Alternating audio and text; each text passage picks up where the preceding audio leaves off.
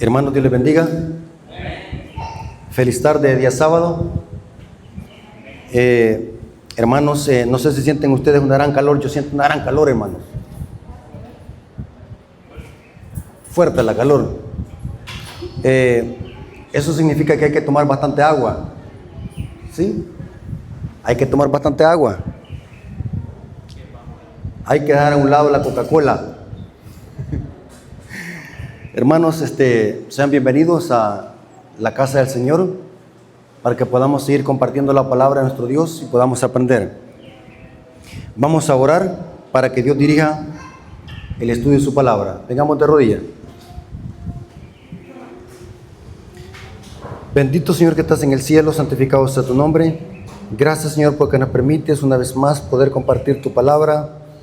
Bendice a tus hijos que se han hecho presentes, que podamos aprender más de tu palabra, de tus consejos, para que los podamos poner en práctica. Bendice este estudio de tu palabra, que podamos ser edificados. Te lo suplicamos en el nombre de Jesús. Amén. Hermanos, antes de estudiar una falsa doctrina que circula en el mundo protestante, quiero decirles lo siguiente. Cuando nosotros estudiamos la Biblia, vamos a encontrar de que predicar el Evangelio es predicar doctrina. Cuando vemos el ministerio de Cristo en esta tierra, que duró aproximadamente 3 años y medio, vamos a ver de que Jesús lo que enseñaba era doctrina. Inclusive cuando lo vamos al sermón del monte de los Olivos en Mateo 24, y de paso Mateo 24 con Mateo 25 es un solo sermón. Cuando lo vamos al sermón del monte y al sermón del monte de los Olivos, vamos a ver de que el sermón de Mateo 24 no es un sermón, sino que es una enseñanza de profecía. Hermanos, de Mateo 24 se han sacado libros enteros. Yo tengo muchos libros solo de Mateo 24, porque Mateo 24 es una enseñanza profética. O sea, cuando hablamos del Evangelio, estamos hablando de enseñanza, de doctrina y de profecía. Eso predicaba Cristo. Vamos a ver algunos pasajes bíblicos donde presenta que nosotros debemos de enseñar doctrina. Inclusive nuestro mensaje, el mensaje que la Iglesia Adventista predica, es un mensaje netamente profético. ¿De qué mensaje hablamos? ¿Del mensaje de qué? De los 3 ángeles. Es pura profecía. Nosotros somos una iglesia profética. Y como todos sabemos, hermanos, la Iglesia Adventista nació en armonía con ¿cuál profecía? Hasta 2300 tardes y mañana el santuario será purificado. Daniel 8:14. O sea que predicar el Evangelio no es predicar como lo hacen las iglesias evangélicas, que predican, gritan, hasta saltan y hablan de cosas de prosperidad. Eso no tiene nada que ver con el Evangelio. Cuando lo vamos a la Biblia, vamos a ver de que predicar doctrina es predicar el Evangelio. Noten cómo dice Mateo 7:28.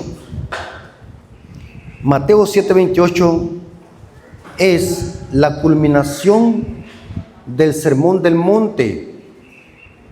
¿Qué es el Sermón del Monte? El Sermón del Monte, y le llamamos también sermón, no es un sermón, es una enseñanza. Cristo en esa enseñanza que le llamamos Sermón del Monte, que comienza en Mateo 5 y culmina en Mateo capítulo 8, versículo 1, ustedes van a ver que Cristo está enseñando sobre la ley y los profetas. ¿Me doy a explicar? O sea, cuando hablamos nosotros de evangelio, quiero que nos recordemos de doctrina. Predicar el Evangelio es predicar doctrina. El Sermón del Monte es una exaltación de la ley de Dios. Cristo en el Sermón del Monte está exaltando la ley moral de Dios, que son los 10 mandamientos. Y noten cómo dice Mateo 7:28. Y cuando terminó Jesús estas palabras, ¿cuáles palabras? Las del Sermón del Monte. Pero recuerdan de qué es enseñanza. Cristo dice que enseñaba. Pero cuando terminó Jesús estas palabras, ¿qué es lo que dijo la gente que escuchó? ¿Qué dice? La gente se admiraba de que les contó un chiste. ¿De qué? La gente se quedó atónita porque Cristo habló en lengua. ¿Por qué la gente se quedó admirada? De su doctrina. O sea, ¿qué predicaba Cristo? Doctrina. Entonces, cuando apareció predicando, dice, el reino de Dios se ha acercado. ¿De qué manera Cristo predicó ese reino de Dios? ¿Enseñando qué? Doctrina. Porque muchas veces tenemos un concepto erróneo de que predicar el Evangelio es a la gente enseñarle cosas tiernas, bonitas, que la gente se sienta bien, cosas sentimentales, cosas halagadoras, cosas halagüeñas, pero eso no es predicar el Evangelio. Cuando predicamos doctrina y enseñanza, estamos predicando el Evangelio. Noten que la gente se admiraba de su doctrina. Y noten cuando bajó, en Mateo 8, versículo 1, allí cuando bajó del monte. Noten que ese estudio que dio en el monte fue grande, fue extenso, porque inició en el capítulo 5 y en el capítulo 8 bajó. Y dice Mateo capítulo 8, versículo 1, ¿lo tiene conmigo, hermano? Mateo capítulo 8, versículo 1 dice, cuando descendió Jesús del monte, le seguía ¿qué? Mucha gente. La pregunta es ¿por qué le seguía? ¿Por qué le seguía? Porque les había gustado ¿qué? La doctrina. ¿Están conmigo viendo el contexto? La gente se quedó admirada de su doctrina. Así que cuando Cristo se bajó, la gente lo seguía. Pregunta, hermano, ¿Cristo predicaba el Evangelio? Sí. ¿Y qué es predicar el Evangelio? Predicar doctrina. Noten cómo dice Marcos capítulo 1, versículo 21 al 22. Este verso lo venía hablando la lección de escuela sabática hoy. Marcos capítulo 1, versículo 21 al 22. Y entraron en Capernaum, y los días de reposo, entrando a la sinagoga, ¿qué es lo que hacía Cristo? Enseñaba. O sea que el mejor maestro por excelencia, ¿quién es? ¿Quiénes son los que enseñan? Los maestros. Cristo dice que enseñaba. ¿Qué es lo que enseñaba? La doctrina. Y se admiraban de su doctrina, porque les enseñaba como quien tiene autoridad y no como los escribas. ¿Qué pasó con los escribas? Entonces los escribas no enseñaban doctrina. ¿Qué es lo que enseñaban? ¿Qué es lo que enseñaban los escribas y fariseos? Enseñanzas y mandamientos de ¿qué? De hombre. Noten. O sea, la gente pudo observar de que el mensaje que Cristo predicaba era más poderoso que lo que predicaban los escribas y fariseos. Porque Cristo lo que enseñaba estaba basado en un escrito y lo hacía con autoridad. Ahora la pregunta es, nosotros como pueblo de Dios, como iglesia que hemos sido llamados para predicar el Evangelio, ¿qué tenemos que predicar nosotros? Bueno, pues si tenemos una campaña evangelística, ¿qué hay que predicar? ¿Qué dicen ustedes, hermano? Según lo que estamos estudiando, ¿qué hay que predicar? Doctrina. Si salimos a dar estudios bíblicos, ¿qué vamos a ir a hablar? Doctrina. Inclusive, ¿cómo se llama el librito con que damos estudios nosotros? Un librito que usamos, ¿cómo se llama? La fe de Jesús. ¿Saben de qué esa es pura doctrina? Esa es pura doctrina de la iglesia, la fe de Jesús. El don de profecía, la ley de Dios, el sábado, el estado de los muertos, la alimentación, la indumentaria cristiana. ¿Esa es la doctrina? Sí. Tito 2:1. Noten el gran apóstol Pablo lo que le aconseja a Tito. Tito 2:1. ¿Lo tienen conmigo, hermanos, este versículo? Tito 2:1. Se infiere que Timoteo y Tito eran hijos espirituales de Pablo. Y se infiere por las características de las cartas que Pablo escribió a Timoteo y a Tito, que son cartas de liderazgo. Porque se infiere o se deduce por las características de que Timoteo y Tito eran ancianos de iglesia, eran líderes de iglesia y eran jóvenes.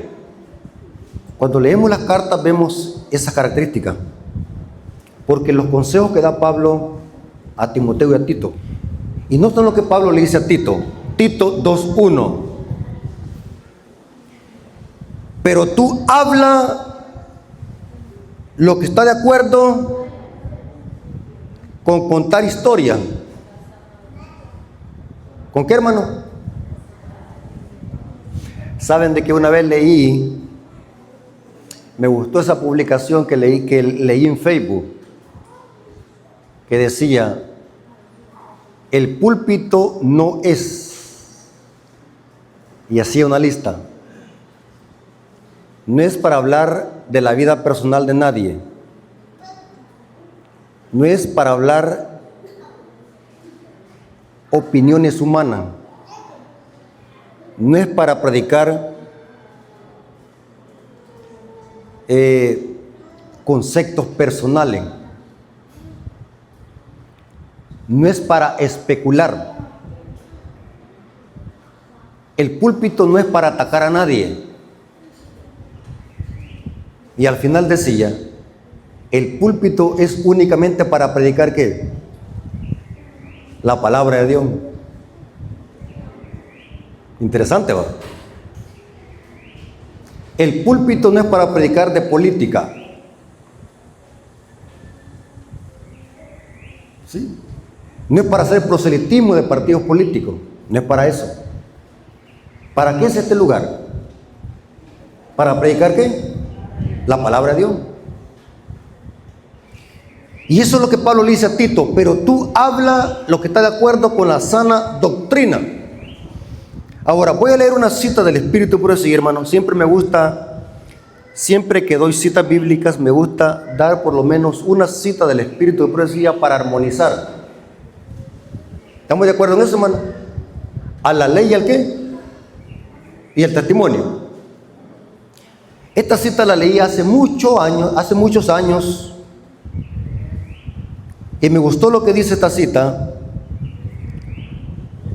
de qué es lo que debemos de predicar en los púlpitos, nosotros en los púlpitos adventistas. Y se infiere por esta cita, voy a leerla, de que ella está hablando de cómo debemos de predicar la doctrina y la enseñanza. Que la gente allá afuera conozca la sana doctrina. Y sabe, hermano, que siempre cuando leo una cita me gusta ser analítico. ¿Qué es el vino de Babilonia? ¿Qué es el vino de Babilonia? Según el Espíritu Profecía, el vino de Babilonia son las falsas doctrinas que predica el catolicismo romano y las hijas del protestantismo. Eso lo dice Elena de White en el libro Testimonio para los Ministros. El vino de Babilonia son las falsas doctrinas de Babilonia. Pregunto, hermanos, ¿Dónde se sienta Babilonia? Según Apocalipsis 17:15. ¿Dónde está sentada? Las aguas que has visto donde la ramera se sienta son pueblos, muchedumbres, naciones. ¿Qué? ¿Qué significa eso? Que la falsa doctrina de este sistema, ¿dónde han sido esparcidas? En toda nación, tribu, lengua y pueblo. O sea que toda la gente de allá afuera está embriagada ¿con qué? Con falsa doctrina. ¿Que es el vino de qué? De Babilonia. Ahora, cuando los adventistas predicamos el mensaje de los 3 ángeles, ¿saben qué es lo que estamos haciendo? ¿Saben qué es lo que estamos haciendo? En otras palabras, estamos aislando a esos borrachos, los estamos aislando. Estamos esperando que les pase la goma para después meterle ¿qué?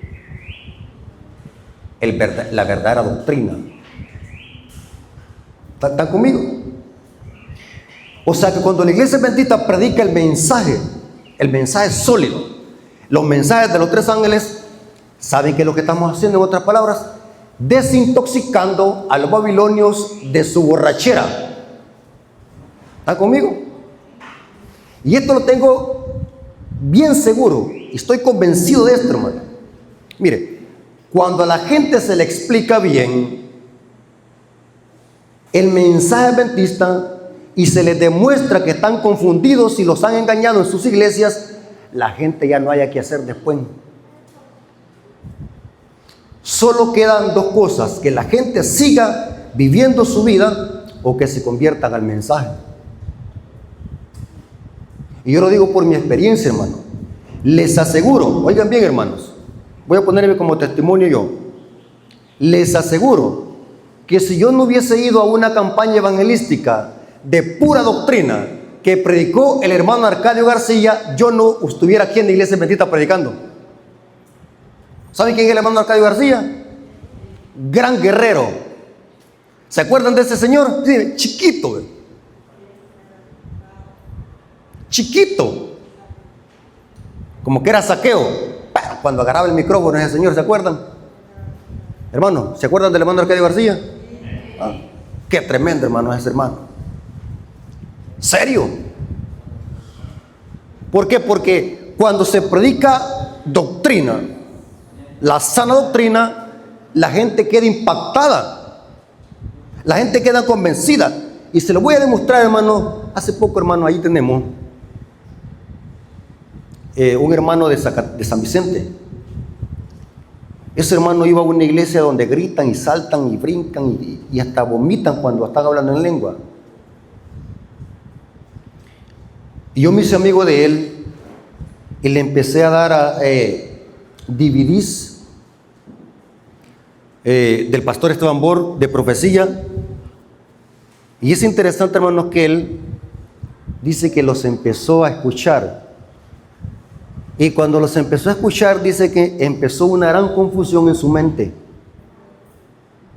Una gran confusión en su mente. O sea que el mensaje lo confundió en el sentido de que lo puso entre la espada y la pared. Ahora ya no hallaba qué hacer. Si ir allí mismo donde iba o ya no ir. O sea, quedó confundido, quedó chasqueado. Ahora yo le digo, hermano, ¿y qué es lo que le pasó? ¿Por qué quedó chasqueado? Mire, hermano, me dice.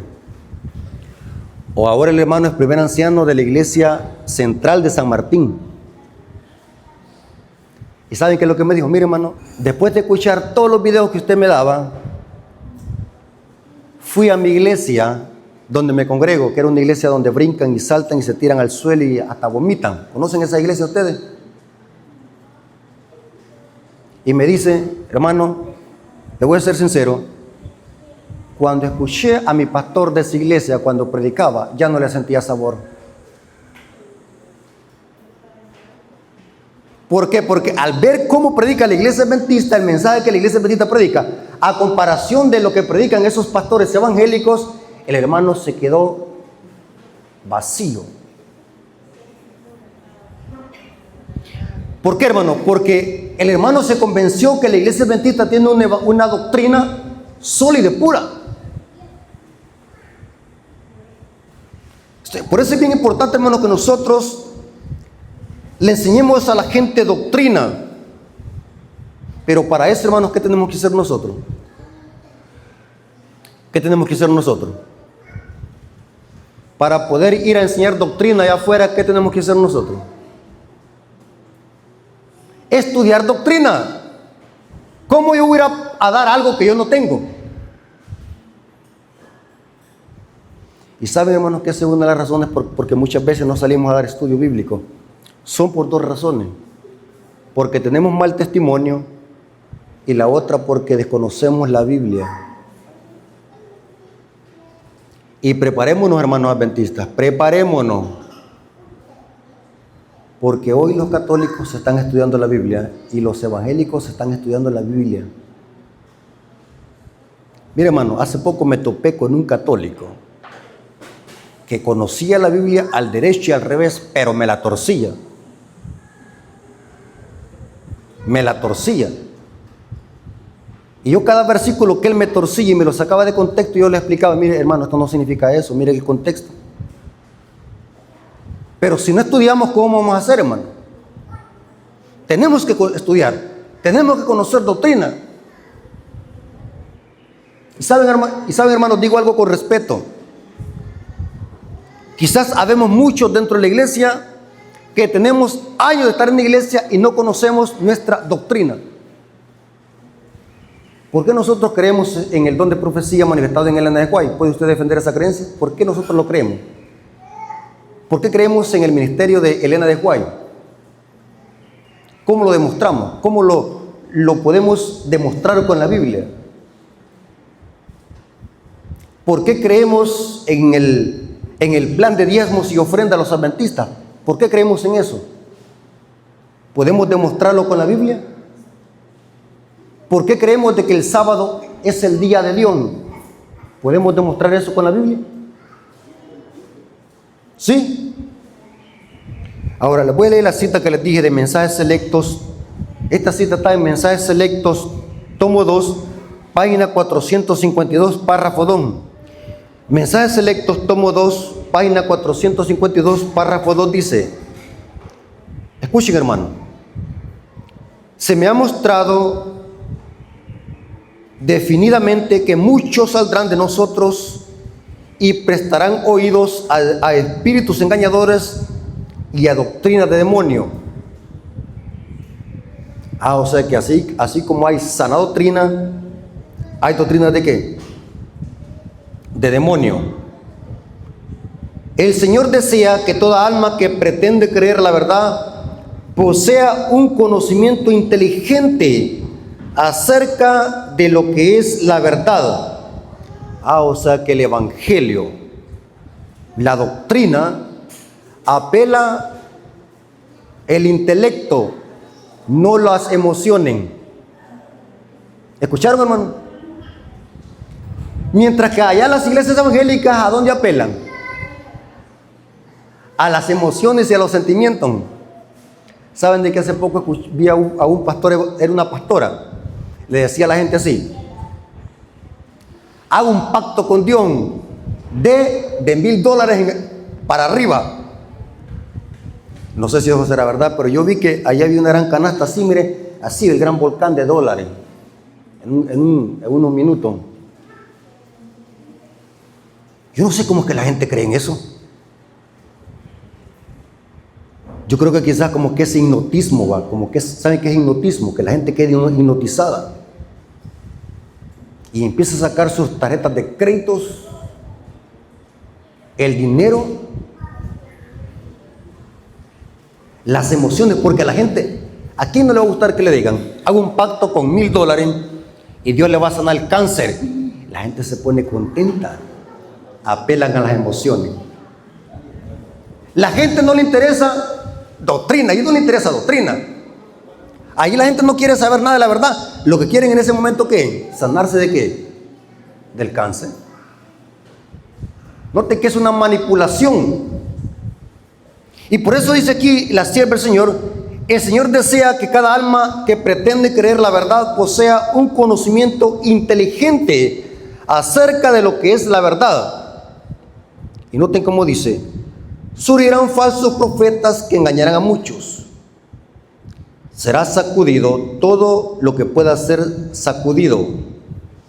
Y aquí hay una pregunta, dice, ¿no le corresponde entonces a cada uno comprender las razones de nuestra fe?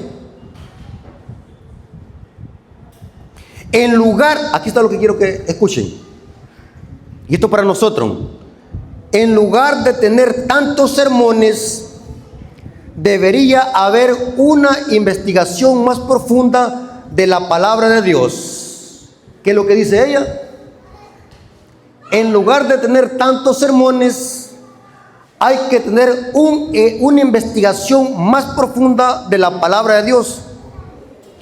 Debería escudriñarse la escritura pasaje por pasaje en busca de fuertes evidencias que sustenten las doctrinas, noten, las doctrinas fundamentales que nos han conducido hasta donde ahora estamos, sobre la plataforma de la verdad eterna. Esta cita es tremenda, hermanos. Noten, hermanos, que para no ser engañados por los falsos profetas y doctrinas de demonios, ¿qué es lo que hay que hacer? ¿Qué dice ella? Escudriñar las escrituras texto por texto y conocer nuestras doctrinas que nos han conducido hasta donde estamos ahora. Saben, hermanos, que nuestros pioneros adventistas, ¿cómo es que llegaron a conocer la verdad del santuario? ¿Por qué los pioneros adventistas llegaron a conocer que en el cielo hay un santuario?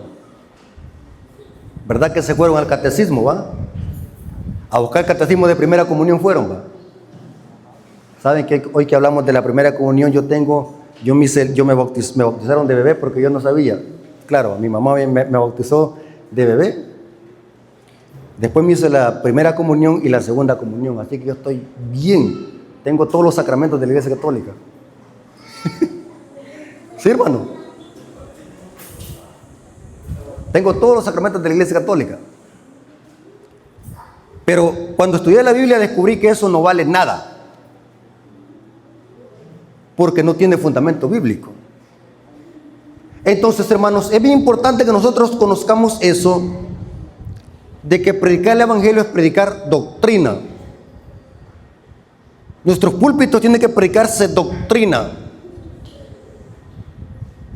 Nuestra literatura tiene que venir plasmada ¿de qué? De doctrina. En nuestras radios tiene que predicarse ¿qué? Doctrina. Y sabe, hermano, que cuando leemos el conflicto de los siglos, ¿saben qué es el conflicto de los siglos? ¿Conocen ustedes el libro Conflicto de los siglos? El libro Conflicto de los siglos es un comentario categórico del libro de Daniel y Apocalipsis. Tremendo. Y saben que el libro Conflicto de los siglos es un libro que, para mi parecer, de todos los libros que escribió Elena de White, el libro Conflicto de los siglos es el que más desenmascara ¿a quién? A la Iglesia Católica Romana, aunque ustedes no lo crean. El libro Conflicto de los siglos, hermanos, por eso que Elena de White dijo antes de morir ella, de que ese libro se esparciera como hojas de otoño, porque muchas almas se iban a entregar a Cristo a través de ese libro. Porque ese libro Conflicto de los siglos, hermanos, es un libro que desenmascara no solamente al sistema católico romano, sino que es un libro que desenmascara las doctrinas de este sistema. Porque predicar el Evangelio es predicar doctrina. Ahora, ¿de qué falsa doctrina vamos a hablar hoy? Porque esta es una introducción que hice. ¿De cuál falsa doctrina vamos a hablar hoy? Varios hermanos me han preguntado, hermano Rafael, haga un estudio para refutar la falsa doctrina salvo siempre salvo. Lo que se le conoce como la doctrina de las 3 S. Salvo, siempre, salvo. Así le llamo yo. Doctrina de las 3 S. Así que cuando usted escuche la doctrina de las 3S, se acuerda que es que salvo siempre salvo. Ahora, ¿de qué se trata esa doctrina? Esta doctrina enseña de que una vez que hemos creído en Cristo, no importa lo que hagamos, siempre hemos sido salvos porque la salvación no se pierde. O sea que usted puede vivir como le da la gana, usted siempre será salvo. Porque la salvación nunca se pierde. ¿Verdad que es diabólica esa doctrina? Esta doctrina se ha infiltrado en la mayoría de iglesias evangélicas. Siempre que llegan a mi casa a tocar la puerta, más que todos los bautistas predican esta doctrina, salvo siempre salvo. Vamos a ver qué es lo que dice la Biblia. ¿Se pierde la salvación? ¿Sí o no? ¿Se puede perder? ¿Qué dice la Biblia? Bueno, hermanos, vamos a ver qué es lo que dice la Biblia. Hermanos, muchas veces nosotros nos dejamos guiar por opiniones humanas y no por lo que dice la palabra de Dios. Quiero decirles, hermanos, que para entender esta doctrina y para refutarla, tenemos que ver la salvación desde dos perspectivas. Desde la perspectiva de Dios y la perspectiva del hombre. ¿Qué significa eso? Que cuando estudiamos la salvación desde la perspectiva de Dios, no se pierde.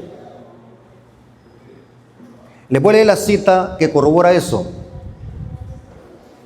Noten, desde la perspectiva de Dios, lo que Dios tiene en su mano, nadie lo arrebata. O sea, desde la perspectiva de Dios, la salvación no se pierde porque es un regalo de Dios. ¿Dónde dice eso? Juan capítulo 10, versículos 27 al 29. Quiero explicar este versículo en su contexto. Juan capítulo 10, versículos 27 al 29. Mis ovejas oyen mi voz y las conozco y me siguen. ¿Quiénes, hermano? Mis ovejas oyen mi voz, yo las conozco y me siguen. Y yo les doy vida eterna y no perecerán jamás, ni nadie las arrebatará de mi mano. Escuchen, o sea que un hijo de Dios que está en las manos de Dios no se puede condenar. Eso dice el texto, nadie las arrebata de mi mano. Mi Padre que me las dio es mayor que todo y nadie las puede arrebatar de la mano de mi Padre. O sea que si nosotros estamos en las manos de Dios, no podemos perder la salvación. En esa perspectiva y en ese contexto, la salvación no se pierde. Pero mientras estemos, ¿qué? En las manos de Dios. Lo que está en mi mano, dice Cristo, nadie que las arrebata. ¿Significa que no la podemos perder? ¿Cómo yo la puedo perder la salvación? Saliéndome de la mano. ¿Verdad que? Yo no sé por qué la gente se complica cuando la Biblia ya sola se explica. Los que se salvan y nadie puede arrebatarlos son los que están ¿a dónde? En la mano, dice, en mi mano, dice Cristo. Ahora, noten cómo dice Romanos 8:1. Romanos 8:1. Ahora pues ninguna condenación hay para los que están en Cristo. ¿Para quiénes, hermanos, no hay condenación? Pregunto, ¿fuera de Cristo me puedo condenar? ¿Qué dicen ustedes? Claro que sí. Ahora pues ninguna condenación hay para los que están en Cristo Jesús.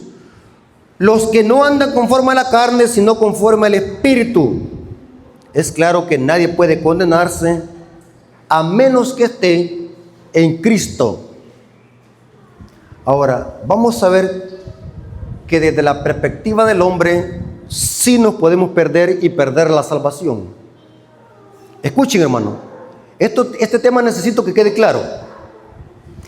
Desde la perspectiva de Dios, la salvación no se pierde, porque los hijos de Dios están ¿dónde? En las manos de Cristo.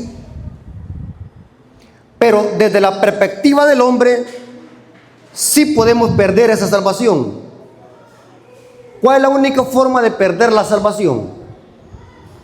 Es que nosotros nos apartemos del camino y nos caigamos de la gracia.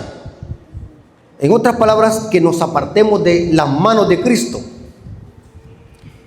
Aquí influye algo que nosotros le llamamos libre albedrío. ¿Qué es el libre albedrío? Es la capacidad de elegir. Dios nos da a todos la capacidad de libre elección. Tenemos nosotros aquí libre albedrío. Tenemos nosotros libre albedrío. ¿Que podemos hacer lo que nos da la gana? Sí, tenemos libre albedrío. ¿Que van a haber consecuencias? Sí. Dios nos da libre albedrío. Y la salvación, aunque es un regalo, pero nos podemos apartar de ella por hacer mal uso del libre ¿qué? Albedrío. O sea, cuando vemos la perspectiva del hombre, vamos a ver de que la salvación puede llegarse a perder, pero desde la perspectiva del hombre, siempre y cuando hagamos mal uso de ¿qué? Del libre albedrío. Yo les hago una pregunta, hermanos. Los borrachos, ¿por qué son borrachos? Porque el dueño de la cantina les pone una pistola para que se tomen el guaro. ¿Por qué, hermano? ¿Por qué un borracho es borracho? Digan la palabra clave. Porque él quiere ser borracho. Yo cuando tomaba licor, nadie me lo metía a la fuerza. Yo solito, mire. Libre albedrío. Sí. Saben de que aquí en Zacatecoluca ya tengo tiempo de no ver a ese señor yo. Me gusta poner ese ejemplo de libre albedrío. Estaba un señor que cuando yo iba para San Salvador, aquí por el lado de Zacatecoluca, siempre veía allí en la terminal a un señor que era amputado a las dos manos. ¿Verdad que ya no se ve? Se murió quizás. Era amputado a las dos manos, pero en las dos manos tenía una prótesis. Y al final a cada prótesis en las dos manos había una tijera. Y en la tijera sostenía una paleta de madera.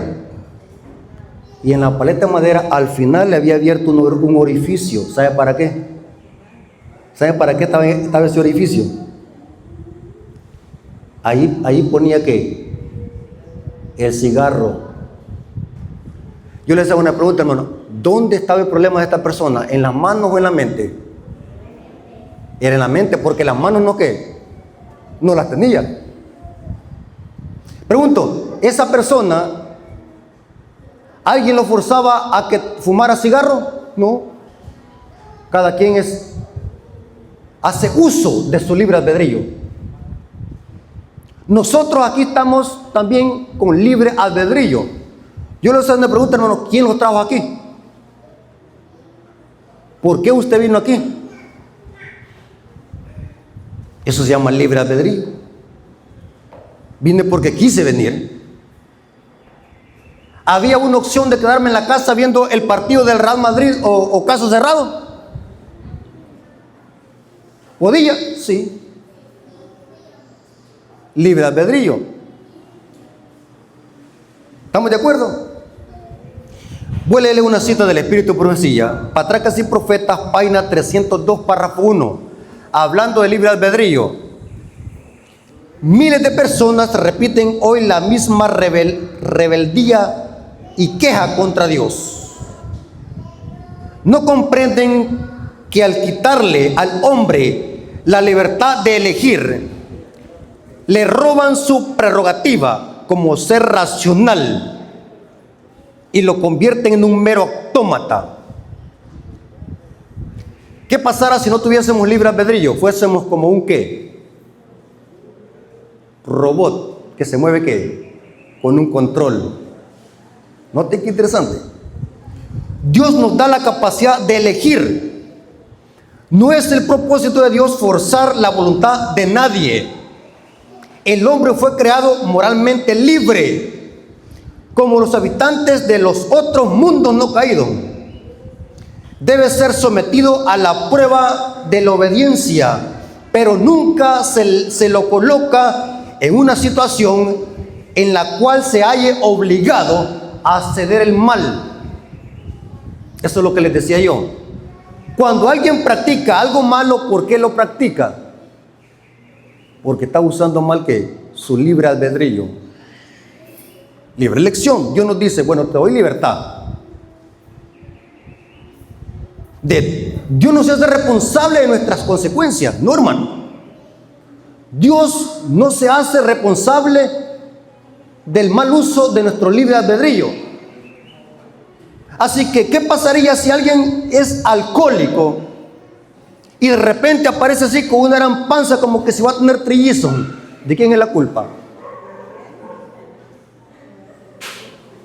¿Verdad que Dios tiene la culpa porque nos dio libre albedrío? ¿A Él le echamos la culpa? Dios no es responsable de las consecuencias. Sí, hermano. ¿Cómo se llama esa enfermedad cuando los hombres se miran así como que están embarazados?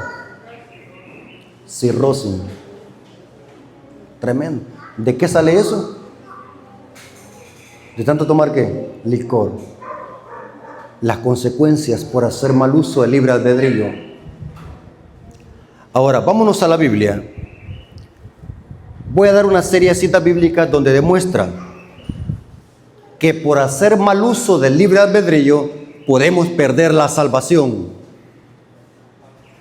Noten, podemos perder la salvación. Vamos a la primera cita. Colosenses capítulo 1, 21 al 23. Vamos a leer pura Biblia hoy, hermanos. Hermano, estos estudios son buenos porque cuando llegue un evangélico a predicarle esta doctrina, salvo siempre salvo, usted puede decirle, sentémonos un momentito aquí, mire, y le va a traer un vaso de agua y empieza a charlar con él. Es importante que nosotros conozcamos este mensaje. Colosenses capítulo 1, 21 al 23. Noten cómo dice San Pablo. Y a vosotros también, que eras en otro tiempo extraños y enemigos de vuestra mente, en vuestra mente dice, haciendo malas obras, ahora os ha reconciliado en su cuerpo de carne, por medio de la muerte, para presentaros santos, sin mancha e irreprensibles delante de Él. Pero ahora noten cómo dice la segunda parte. Si en verdad permanecéis fundados y firmes en la fe. ¿Están conmigo? Pablo está diciendo que para ser irreprensibles y estar sin manchas delante de Dios, ¿cuál es la condición? Permanecer ¿a dónde? Fundamentados y firmes en la fe. O sea que si no estoy fundamentado, ¿qué pasa? Me pierdo. ¿Están conmigo, hermano? Aquí Pablo está diciendo, permanecéis fundados y firmes en vuestra fe. Y sin moveros de la esperanza del evangelio que habéis oído. O sea que yo me puedo mover del evangelio. Yo me puedo mover. ¿Me puedo mover? Sí, me puedo mover del evangelio. Así que Pablo le dice a la iglesia de Colosa, sin moverse. No se muevan. Estén fundamentados. Y dice, el cual se predica en toda la creación que está debajo del cielo, del cual yo, Pablo, fui hecho ministro, Ahora, noten cómo dice Efesios capítulo 2, versículo 8 al 9.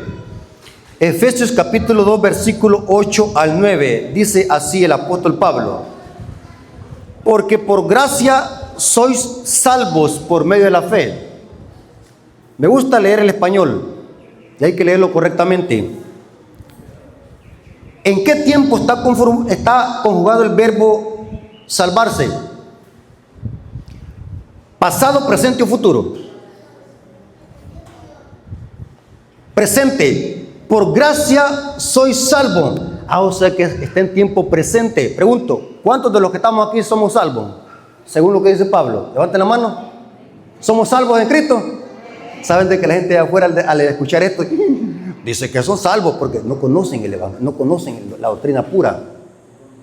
Porque ellos creen de que ser salvos significa que estamos en el cielo y andamos con alas de ángeles aquí en la tierra. Pero dice Pablo: por gracia sois salvos por medio de la fe, y esto no es de vosotros, pues es don de Dios, no por obras para que nadie se gloríe. O sea que desde el momento que creemos en Cristo, ya somos salvos. Pregunto, ¿puedo perder esa salvación? Sí. ¿De qué manera? Si me aparto del camino. Ahora, noten la contraparte. Mateo 24, versículos 12 al 13. La Biblia no se contradice, la Biblia se explica sola. Mateo capítulo 24, 12 al 13. ¿Lo tiene conmigo, hermanos? ¿Me avisan? ¿Lo tienen conmigo? Porque necesito que usted lea el texto. Mateo 24, capítulo 12, versículo 13. Y por haberse multiplicado la maldad, el amor de muchos se enfriará. O sea que me puede enfriar, hermano. ¿Me puede enfriar? ¿Me puede enfriar, hermanos? ¿Han visto ustedes que cuando estamos recién entrados a la iglesia andamos ahí emocionados, hermano? Deme la lectura bíblica, deme el servicio de canto, hermano, vamos a hacer obra misionera. Sí, hermano, el primero que está aquí. Cuando pasa un tiempo, ¿qué pasó? Como que son llamara de Tusa. Se desaparecieron. ¿Se puede enfriar uno? Sí. El amor de muchos se enfriará, mas el que persevere. Ahora yo entiendo qué significa ser salvo.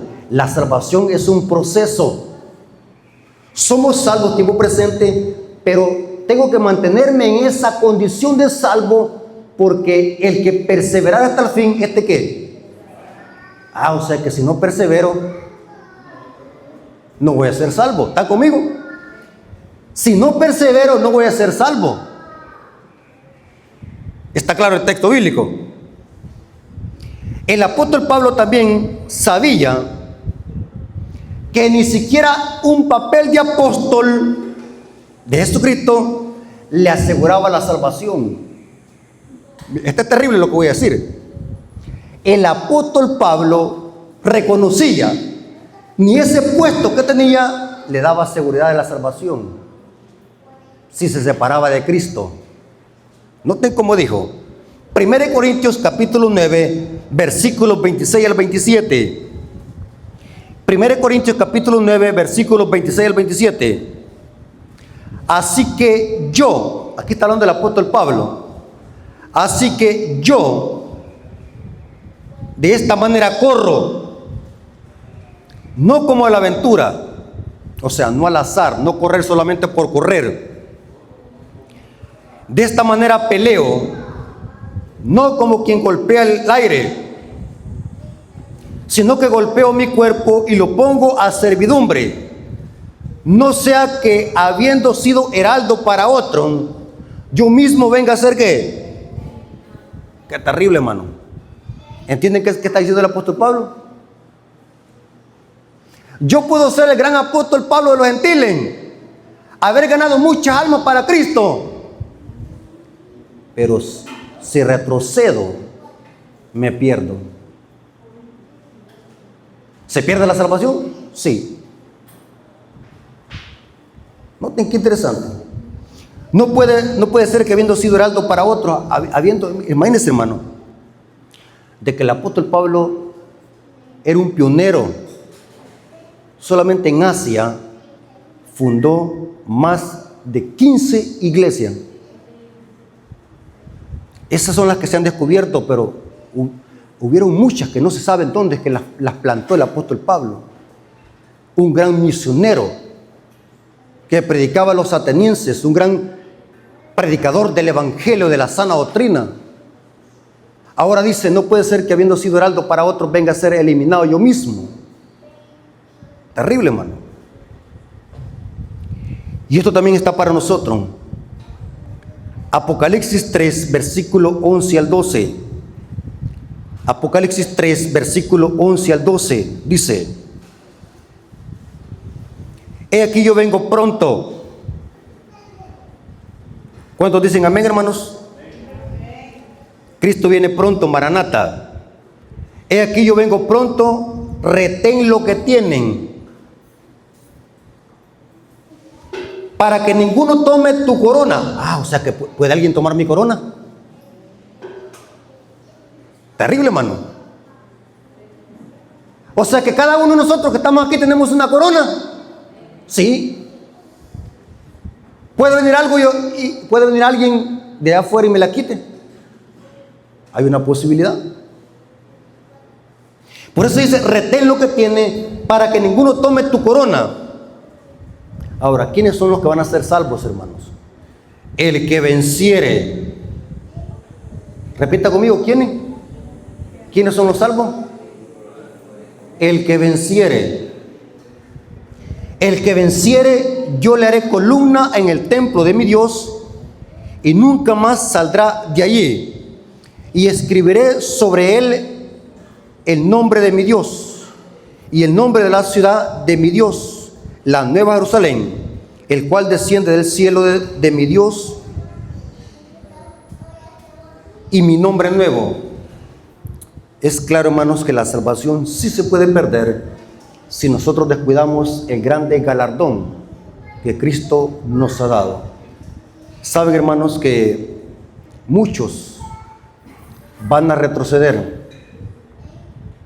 Esta carrera que hemos emprendido, muchos van a retroceder. Muchos se van a quedar en el camino y no van a llegar a la meta. Por eso es que Apocalipsis dice, ni los cobardes. ¿Qué es un cobarde?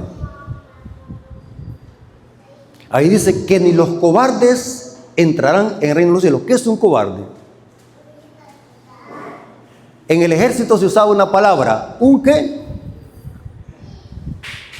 ¿Cómo se llama a los soldados que salían corriendo y tiraban el fusil? ¿Un qué? ¿Cómo digo, hermano?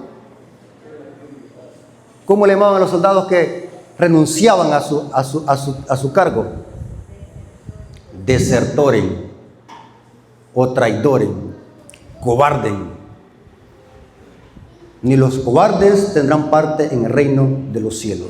Hermanos, sí se puede perder la salvación si nosotros abandonamos el barco. Si nosotros retrocedemos, podemos perdernos, porque la palabra de Dios dice que solamente el que persevera hasta el fin, este será salvo. Hermanos, no nos rindamos, luchemos con todas nuestras fuerzas, porque Cristo es nuestro capitán. La palabra de Dios dice que solamente tomados de la mano de Cristo es que nosotros podemos vencer. Pablo dijo, todo lo puede Cristo, ¿qué?